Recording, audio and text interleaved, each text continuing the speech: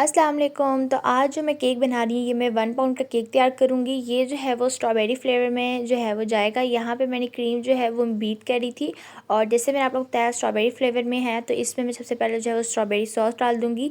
मैं मिल्कीज़ की royal strawberry flavour use करती हूँ सिरप, ठीक है। और यहाँ पर मैंने जो है वो भी क्रीम प्रॉपर बीट नहीं हुई थी, मेरे बस ऑलमोस्ट हो ही गई थी, थोड़ी सी रह गई, तो मैंने इसमें जो है ना वो सॉस डाल दिया।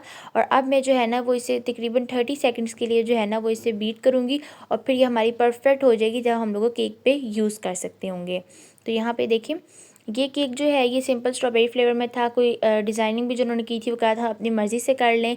तो जब इस तरह से हो तो फिर आपको काफ़ी आसानी हो जाती है, और मुश्किल भी थोड़ी बहुत होती है कि अगर आपको ज़हन में ये रहता है कि कस्टमर को पसंद आएगा कि नहीं आएगा। मैंने 1 पाउंड का जो है वो वनीला फ्लेवर में जो है वो स्पंज बेक किया, उसे ठंडा किया, 2 स्लाइस में कट किया, और इसके बाद अब मैं जो है वो शुगर सिरप से पहले सोक करूँगी, ठीक है। मोस्टली मैं ब्रश से ही करती हूँ, क्योंकि मुझे लगता है अगर स्पून से करेंगे तो ज़्यादा मतलब शुगर सिरप चले जाता है स्पंज में। मतलब मेरा एक्सपीरियंस है, काफ़ी लोगों का डिफरेंट भी हो सकता है, ठीक है। यहाँ पे मैंने अब क्रीम लगा के इसकी अच्छे से लेयरिंग हम लोगों ने करनी है, और सेंटर में भी मैं थोड़ा सा सॉस यूज़ करूँगी ताकि अच्छे से उससे फ्लेवर आ जाता है। आप लोगों भी मतलब यूज़ कर सकते हैं, इससे फिर फ्लेवर ज़्यादा थोड़ा रिच हो जाता है, ठीक है।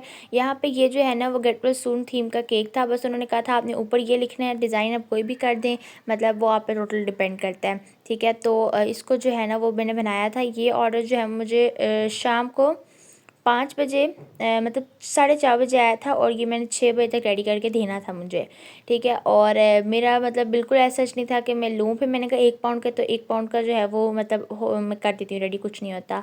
तो मैंने फिर रेडी कर दिया था। इस ज़्यादा तो प्रॉब्लम तभी होती है क्योंकि स्पंज आपने ज़्यादा टाइम स्पंज को बेक करने में और उसको ठंडा करने में लगता है।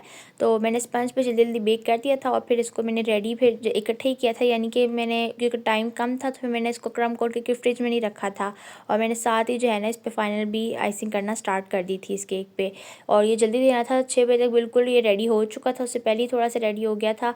और फिर मैंने इसे जो है वो फ्रिज में रख दिया। मैंने कहा अब ये थोड़ा ठंडा जो है ना प्रॉपर तरीके से हो जाए।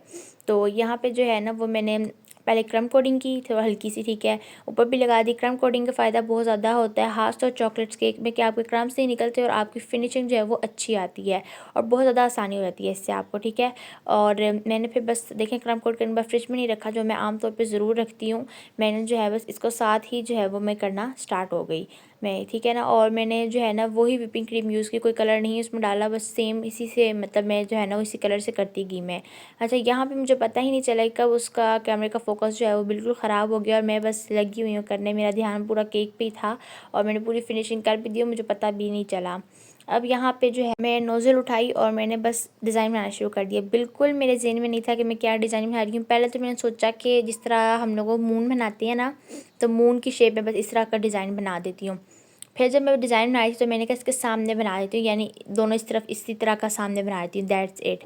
फिर करते करते करते करते मैंने पूरा ही मतलब उसको सर्कल ही कर दिया, मतलब बस इसी तरह। और मैं खुद करती कि मैंने कुछ सोचा नहीं हुआ था डिज़ाइन, तो मैं मोस्टली इसी तरह से करती हूँ, बस नोज़ल पकड़ी और शुरू। तो बस इसी तरह से मैंने जो है वो नोज़ल से करती गई थी। अच्छा, नोज़ल का नंबर मुझे बिल्कुल नहीं पता, क्योंकि इसका मैंने फुल जो है ना वो सेट हमारे पास बॉक्स आता है ना वो लिया था, और जो उसमें मोस्टली नोज़ल्स आती है उन पर नंबर नहीं लिखा होता।